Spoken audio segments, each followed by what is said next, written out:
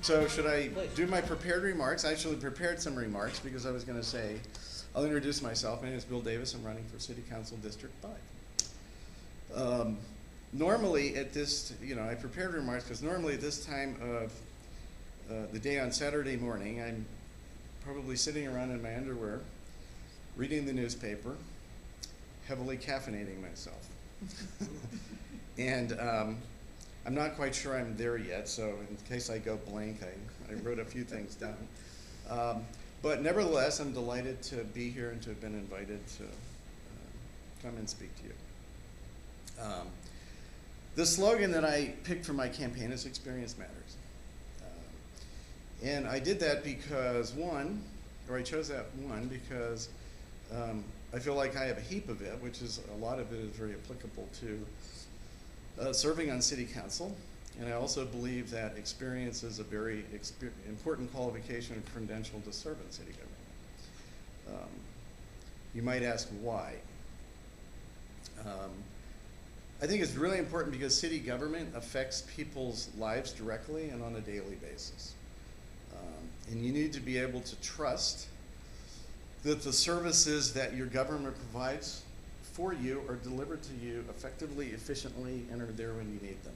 Examples are Salt Lake City Public Utilities. I mean, you trust that they're going to deliver clean and healthy water to you. Salt Lake City Police Department, you trust that when you need them, they'll be there. Same for the Salt Lake City Fire Department. You trust that they'll be there. If it snows a lot, you like to trust that the roads will be plowed and that when there's potholes in the street, they'll be fixed. I think a lot of people, and I suspect this is probably a fairly politically savvy crowd, and we like to debate big issues like climate change and the federal government issues, the national debt, and all that kind of stuff. And that's interesting, but the reality is a lot of that doesn't affect you on a daily basis, but city government does. You also need to trust that your elected officials will hear you and respond to you when you need to be heard. I think that's a very important trust. I think you also need to trust that trust that the people that you elect have the skills, qualifications, and most importantly, the experience to make good decisions, and these decisions affect you on a daily basis, every day. I believe that I have those skills, qualifications, and the experience to serve you effectively. Just to elaborate a little bit on some of my experience, I actually have some brochures that I'll pass out later. Number one, for the past 25 years, I've owned and run a couple of successful small businesses. I've created some jobs. I've had to make payroll. I've never missed one yet, although I would like to qualify that to run a successful small business, you pay everybody else first, and you hope that there's a little left over for you. Sometimes there is, sometimes there's not. Sometimes it's a little bit, sometimes it's a lot, and we can't honestly say I've paid myself every 2 weeks. But people think self-employment is really glamorous, and it's not as glamorous as you think, actually. Mary, you probably know that. Oh, yeah. Some of the things you do in a small business is that you make and meet budgets, you set and meet goals. This is like real world stuff, Somebody suggested from my webpage you should make a list of 10 things that you're most proud of, and we were brainstorming it. And I was talking about how the last 5 years have been pretty challenging in terms of having a small business. And so she said, you should put, I'm still here. which at times, I remember both of my businesses were losing money, large quantities in mid-2009, and it was I have probably a few extra gray hairs and that sort of thing as a result. Second thing is I have about 20 years of experience with community councils. Somebody actually pointed out to me that you need to say you just don't have experience with community councils, that you have leadership with community councils, or shown leadership with community councils. I always like to tell the story of how I got involved in community councils, and the first one I was involved with was the Rio Grande Community Council, which is downtown. And I was living at ArtSpace at the time, and I don't even remember what prompted me to go to this community council. It was held at the Cup of Joe, if anybody remembers that little coffee shop. And I went, and I really liked it. To me, it was like, this is grassroots democracy at its most basic level. And I sometimes say it turned me on, although I don't. Okay. I hesitate to use that phrase because I think a lot of people are, I think people that get involved in government are a little touched in the head, and I don't necessarily want to reinforce that, that perception, but I really liked it. So I started going, and I like to say I was never in the military, so I never got the memo about never volunteer for anything. And a call went out after a year or so, like, is anybody, we have board elections coming up, would anybody like to serve on the board? And I noticed my hand was up. And then a few months later, it's like, we need a chairperson, and my hand was up, and so I ended up as the chair of the Rio Grande Community Council. I later founded the Downtown Community Council. It sort of absorbed the Rio Grande Community Council because it had sort of outlived its usefulness, or its mission, I should say.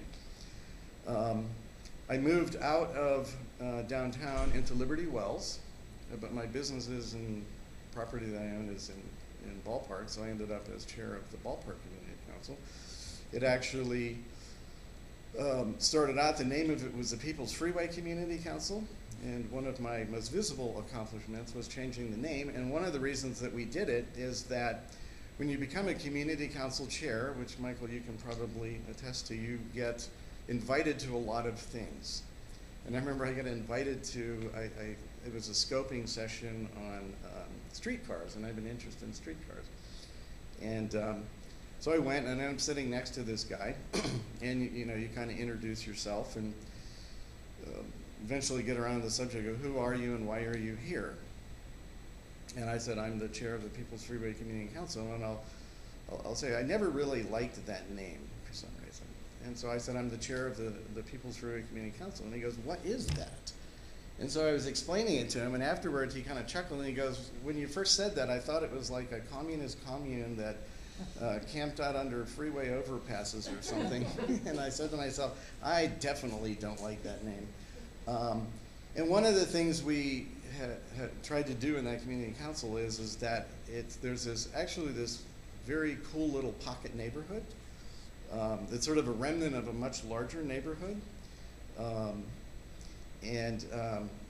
We're doing a master plan amendment and some stuff like that, but we felt it was important to give this neighborhood an identity.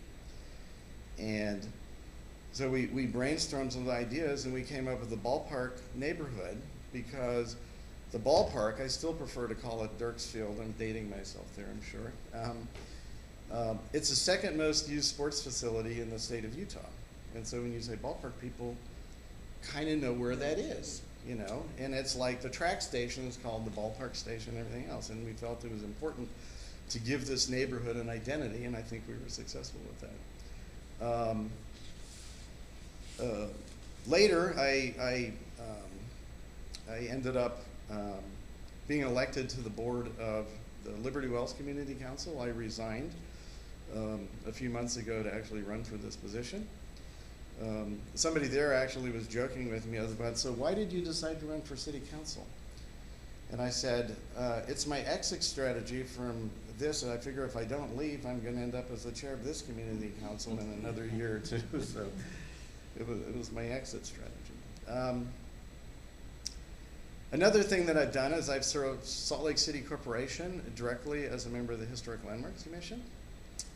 I also resigned from that in February to run for city council. Again, back to that conflict of interest thing. I served during a very contentious time, sort of the Yale Crest sort of debate, if you want to call it that.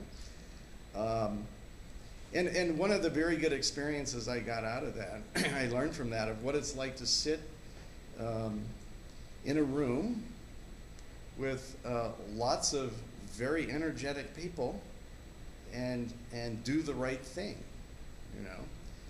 I think as an elected official, your job isn't just to count votes. You know, 100 people show up and they're very energetic about this issue, and you have 50 that show up on the opposite side also just as energetic.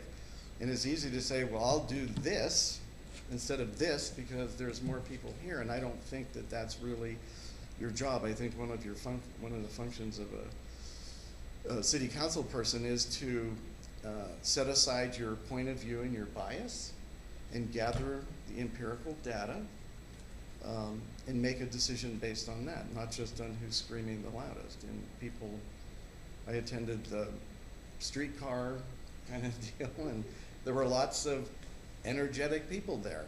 And it's sometimes it's hard to make a decision that's going to be unpopular, but I've done that, and I think it's important to do that. Another thing that I've done is I've been very actively engaged in my community in terms of fundraising and organizational experience for nonprofit activities in many different ways. The most prominent one, which many people here may be familiar with, is I started what's known as the British Field Day, which is an all vintage British car and motorcycle show that's now held at Liberty Park. It actually started at St. Mark's Cathedral downtown 22 years ago. I was the property manager at the time, and we started it as a fundraiser for Hildegard's Pantry, which is an emergency food pantry downtown. And over the years, over those 22 years, we've raised approximately $100,000 that we've donated to various charitable groups and nonprofit groups in the community. I'm very proud of that. Nice. Lastly, I'm an alumni at the University of Utah. I have a Bachelor of Science degree in Finance, and I have a Bachelor of Science degree in Economics. Both of those subjects I think are applicable to working in city government.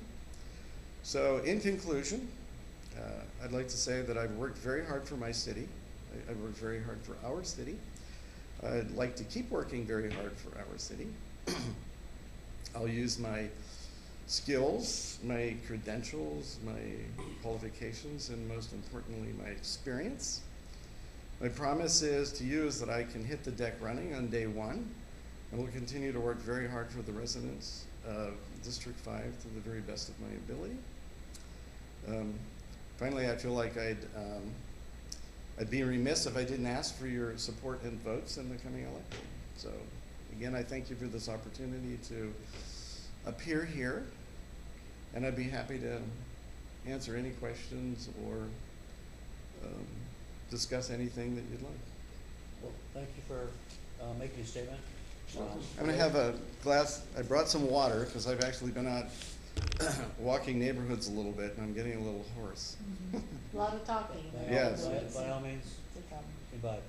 The board at the table will ask some questions, and the audience, okay, if they want, and we'll keep the same order. So, Daryl, you are number one. Bill, we're always concerned about relationships, and it's something that's very important to us as a community council. What will your relationship be like with us? What will your relationship be like with the mayor?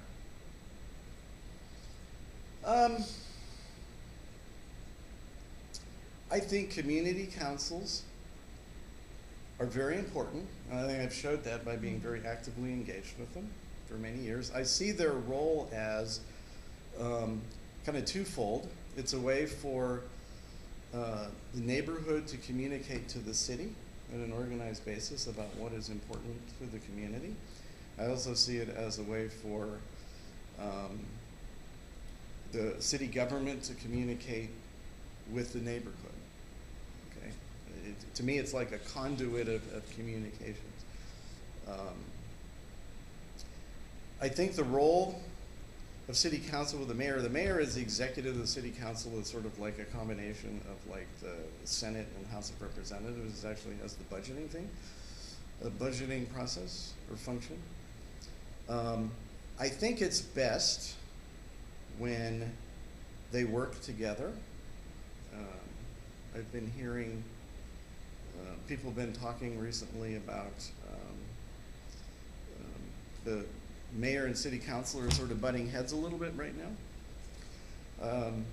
I think it's important that a criticism I've heard about the mayor is he's not particularly transparent.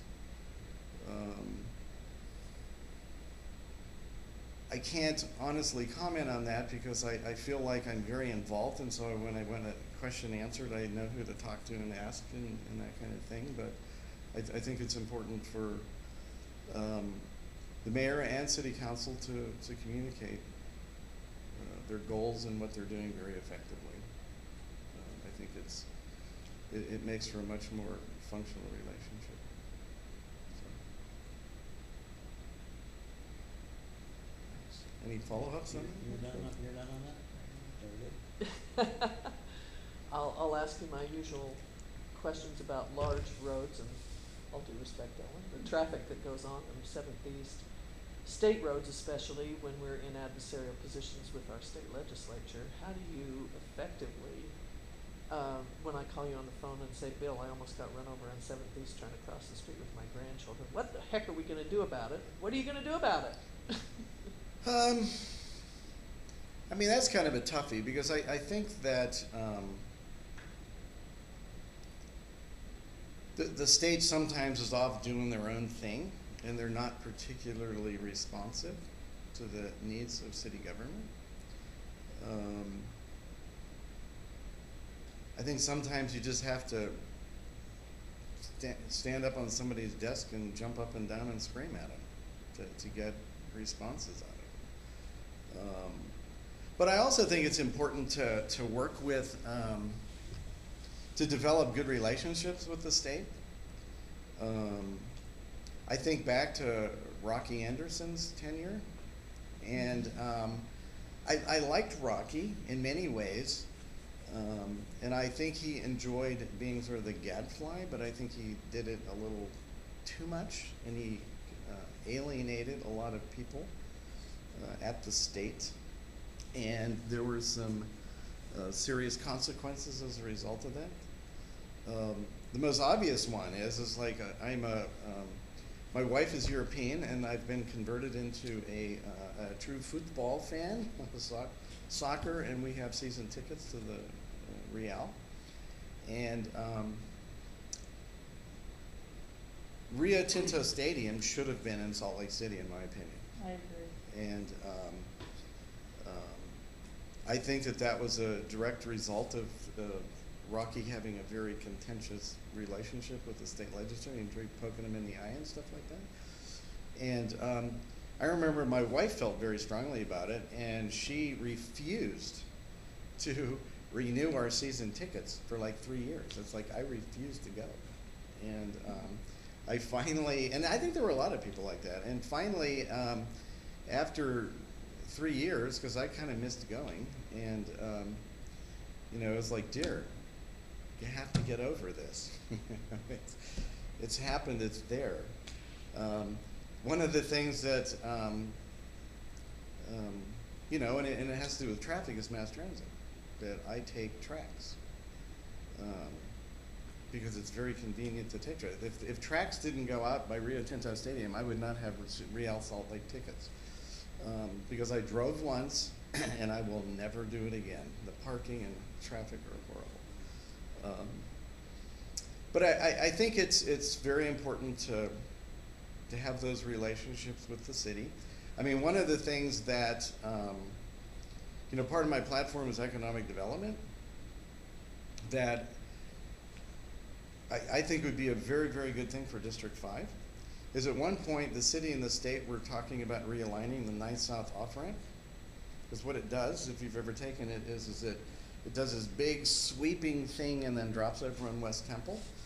And it takes up a huge amount of property that has no use. It's a freeway underpass. Maybe that's where the People's Freeway Commune was. And at one time the city was actually discussing with the state about like just making it, instead of doing this big sweeping thing, to just drop it right on the 9th South at about 5th West, which I think makes a huge amount of sense. And it sort of got, the discussion kind of got dropped because there wasn't really a strong advocate for it, and it was about the time the economy ran off the cliff and funding for everything became a problem. But I think actually that's something that I would like to advocate for, because if you take that big sweeping thing in a north-south, you open up this huge amount of area, which for me is perfect to rezone it for medium and high density transit-oriented development, because the 9th South track station is right there. You know, I think it would be a huge benefit for the district and the city as a whole. So, and the only way that's going to get done is to have a working relationship with the Department of Transportation, because that's a state deal. So, But perhaps you could sell the use of that land as an economic boost to the city. Exactly. To get the city to help you that right, argument. because then the property taxes, or the property tax base goes up, so even if the rate stays the same, you have more property to tax, you have more residents in the city. The population of the city has sort of been fairly stable for the last 20 or 30 years. And I think the more people that live in the city in an efficient manner, you know, transit-oriented development is a very good thing. So I think that would be a huge thing for the city. So, are you done with that? I'm good. The first time I knew of you was, when we spoke on the phone last week. And it was a pleasant conversation. Yes. You had a hard time getting hold of me. Yeah, but I prevailed. Anyway, I'm interested in knowing, I mean, I can see that you have a forceful personality, and I think that's great. But I'm interested in knowing what your agenda is. You know, what is it that you hope to accomplish? Do you agree with the direction that the city is moving in right now? And yeah, I mean, yeah, you resigned these other activities to run. You must have a reason. You must have an agenda, and I'd be interested in learning more about that. Okay. I would say that overall,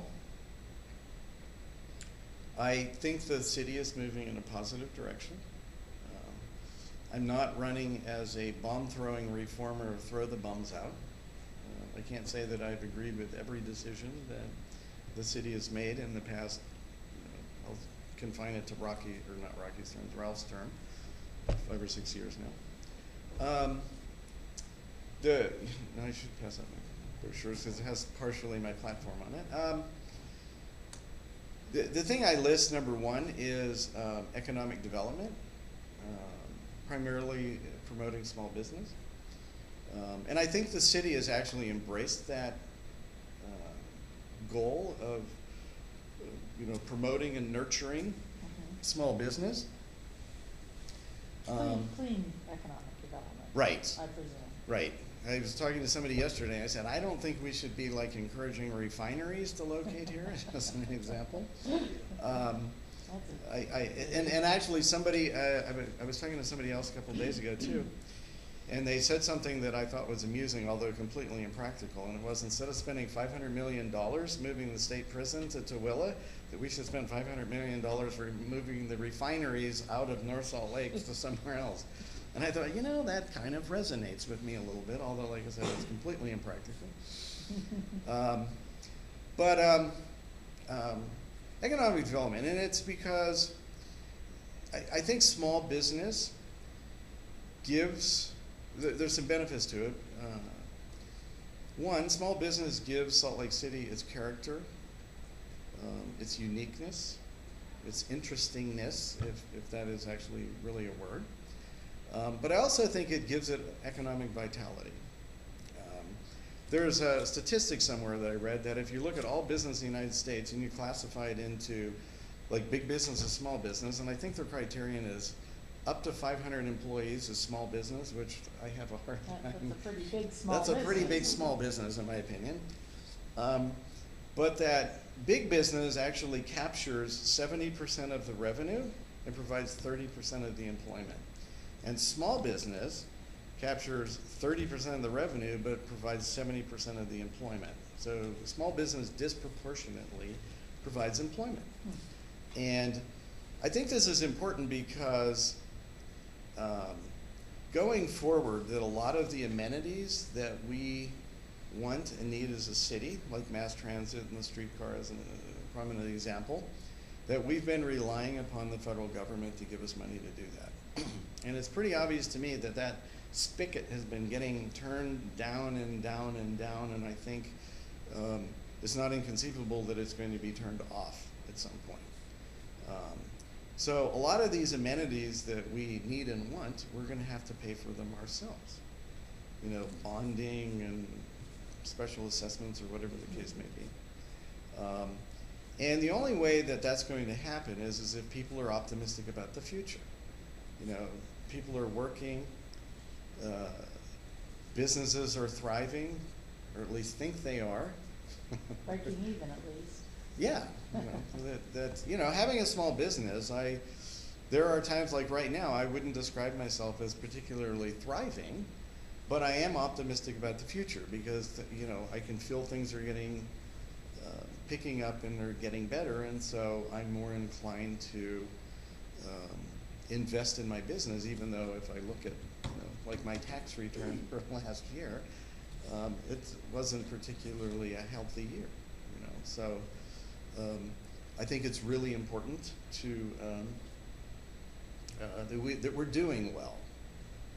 And Salt Lake City, luckily, I mean, when the economy ran off the cliff in 2008, it really wasn't a local thing. I mean, we were sort of the casualty of a much bigger thing, but we were impacted far less than a lot of